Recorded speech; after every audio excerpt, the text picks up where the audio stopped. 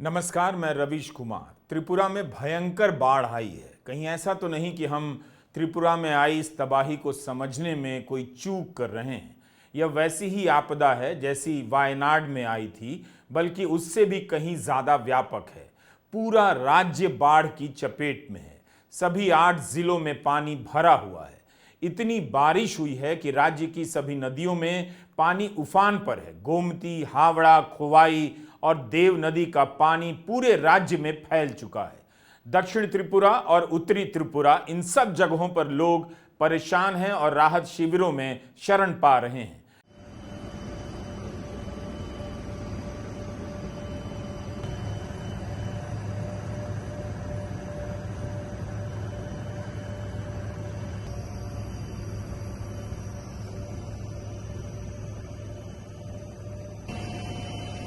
मुख्यमंत्री माणिक साहा के aerial survey के इस वीडियो से आपको अंदाजा हो जाना चाहिए कि त्रिपुरा के हालात कैसे हैं। बाढ़ का विस्तार भयावह दिखता है।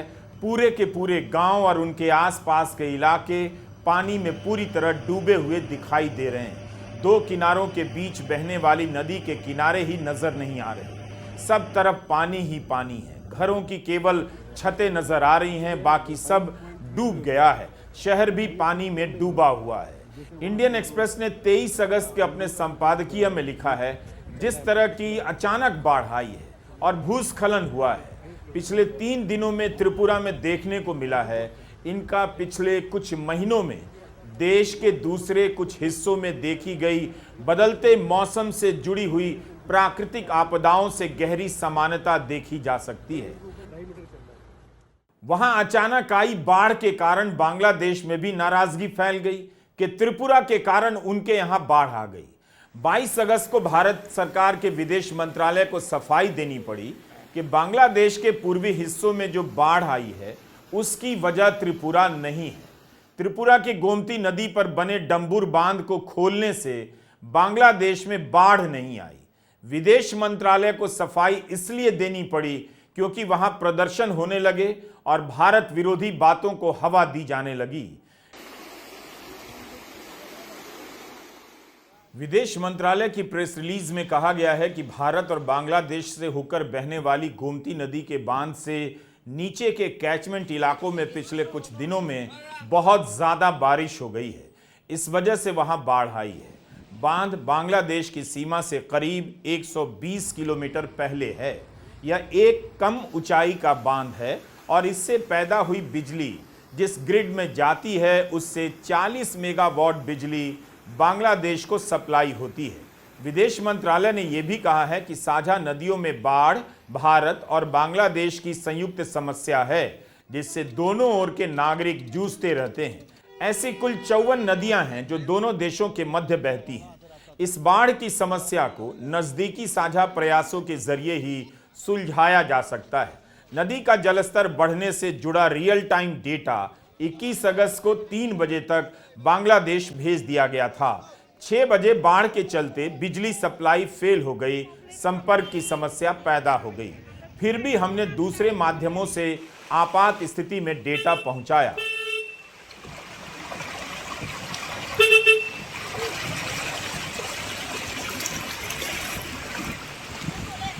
बांग्लादेश के सूचना और प्रसारण मंत्रालय के सलाहकार और छात्र नेता नाहिद इस्लाम ने मीडिया से कह दिया, भारत ने त्रिपुरा में बांध के दरवाजे बिना किसी पूर्व चेतावनी के खोलकर अमानवीय व्यवहार किया है। इस कारण भी भारत के विदेश मंत्रालय को यह सफाई देनी पड़ी। त्रिपुरा में 19 अगस्त से लगातार बारिश हो रही है। बारिश बहुत ज्यादा है। स्थानीय लोग लिख रहे हैं कि चेतावनी जारी नहीं होने के कारण भी सुरक्षित जगहों पर नहीं पहुंच सके। एक्सप्रेस ने अपने संपादकीय में लिखा है कि वैज्ञानिक ऐसी आपदाओं की पूर्व चेतावनी के लिए तकनीक विकसित करने में जुटे हैं। प्रशासन को चाहिए कि वो इस शोध को आगे बढ़ाने में मदद करे। टेलीकॉम ऑपरेटर्स को इसमें जोड़कर समय से एसएमएस के जरिए लोगों को चेतावनी देने वाला तंत्र विकसित किया जा सकता है, लेकिन यह जिम्मेदारी पूरी तरह राज्यों पर नहीं छोड़ी जा सकती। जिस तरह से त्रिपुरा पूरा राज्य एक साथ डूबा है, उसे देखकर यही लगता है कि चेतावनी के सिस्टम को लेकर अब नए सिरे से सोचना होगा। अगरतला में इतना पानी भर गया कि मुख्यमंत्री के आवास में भी पानी घुस गया। 22 अगस्त को सेंटिनल ने रिपोर्ट किया है कि पिछले 4 दिनों से बारिश इतनी भयंकर थी कि बुधवार को बाढ़ का पानी मुख्यमंत्री माणिक साहा के घर में भी घुस गया। स्थिति इतनी तनावपूर्ण थी कि एनडीआरएफ के लोगों ने मुख्यमंत्री को उनके घर से निकालकर सुरक्षित स्थान पर पहुंचाया।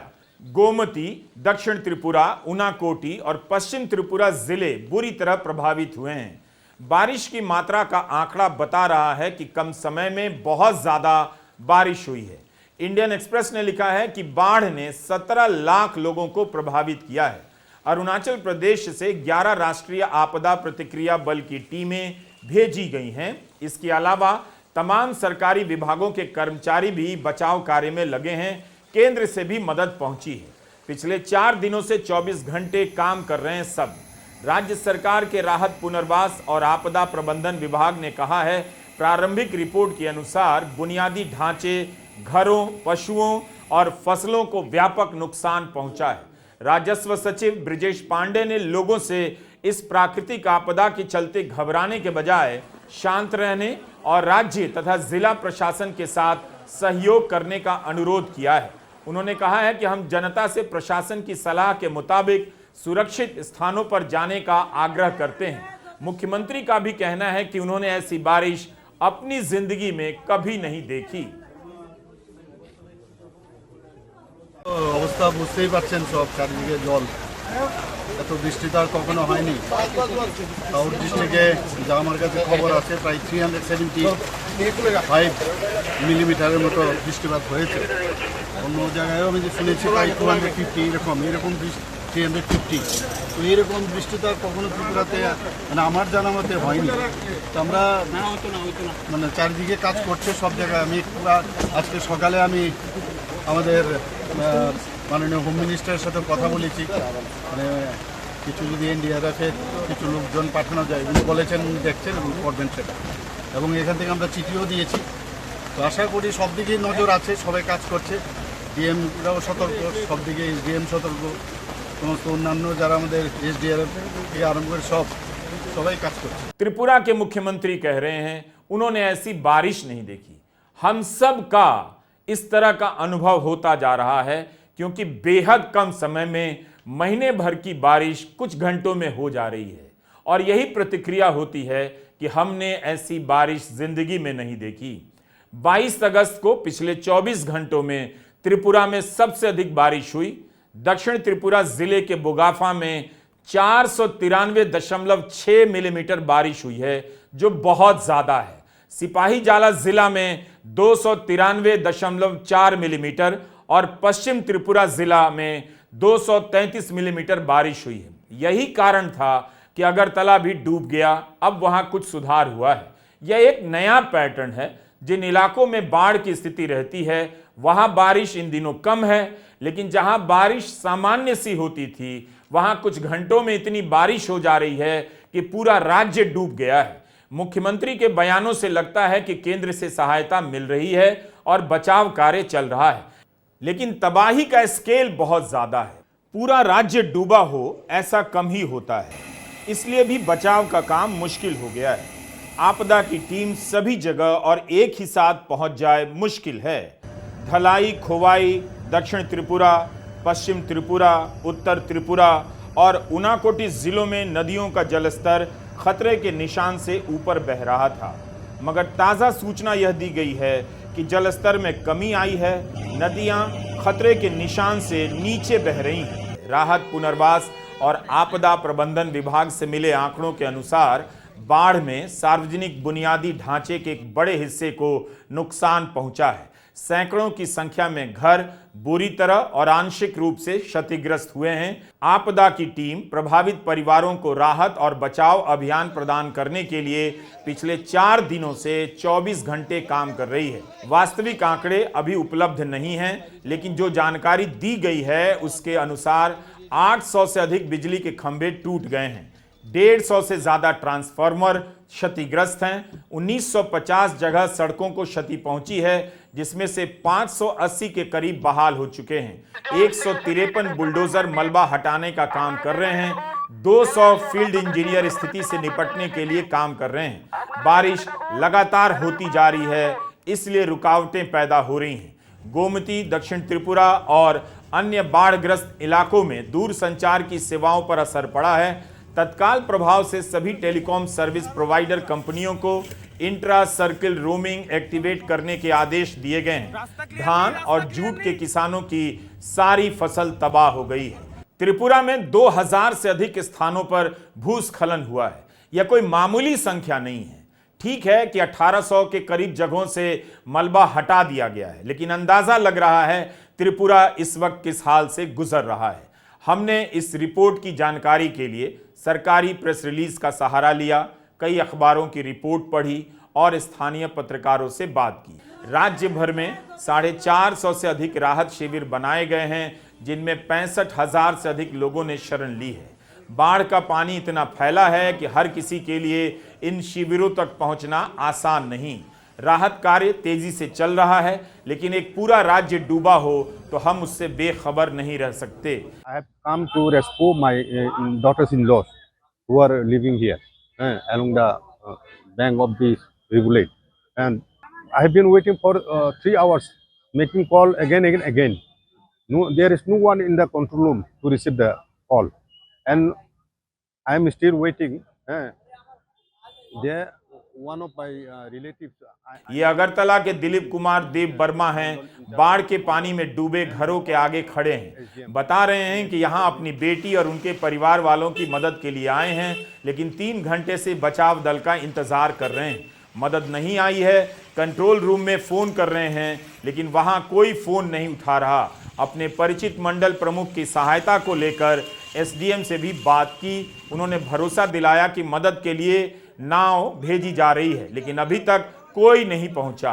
परिवार वाले भूख से बेहाल हैं, लेकिन ना भोजन आया, ना अभी तक कोई बचाने पहुंचा।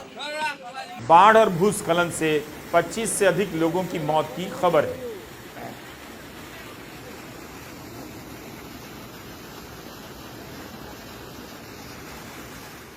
त्रिपुरा में अभी मई के महीने में रेमल साइक्लोन की तबाही आई थी।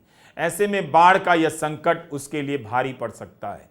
भारी बारिश की चेतावनी अभी खत्म नहीं हुई है। त्रिपुरा से कई लोगों ने लिखा है, हमने वीडियो क्यों नहीं बनाया, नेशनल मीडिया में इस पर बात क्यों नहीं हो रही। हमारे लिए व्यक्तिगत तौर पर यह बहुत बड़ी चुनौती है। हम हर विषय पर, हर जगह के मुद्दों पर वीडियो नहीं बना पाते, जिसका हमें बेहद अफसोस होता है। इसके कारण बहुत हैं। कई बार सही सूचना नहीं होती, कई बार समय नहीं होता, 300 पन्ने के दस्तावेज को पढ़ने में, समझने के लिए वक्त नहीं होता, कई बार सही सामग्री नहीं होती और कई बार पता भी नहीं चलता। और सब कुछ होने के बाद भी हमारी एक सीमा होती है। इस वजह से भी हम नहीं बना पाते। एक दिन में हम न्यूज़ चैनल की तरह 100 वीडियो नहीं बना सकते या 10 वीडियो नहीं बना सकते। ना ही हमारा कोई न्यूज़ बुलेटिन है। हमारे काम करने का तरीका अलग है। मैं न्यूज़ चैनल और अखबारों की कमी पूरी नहीं कर सकता, फिर भी कोशिश रहती है कि जो भी हो सकता है वो ठीक से और मुकम्मल तरीके से किया जाए। हमें पता है आप हमसे कई बार निराश होते हैं और आप बिल्कुल सही हैं, मगर इसका दुख हमें भी होता है। नमस्कार, मैं रवीश कुमार।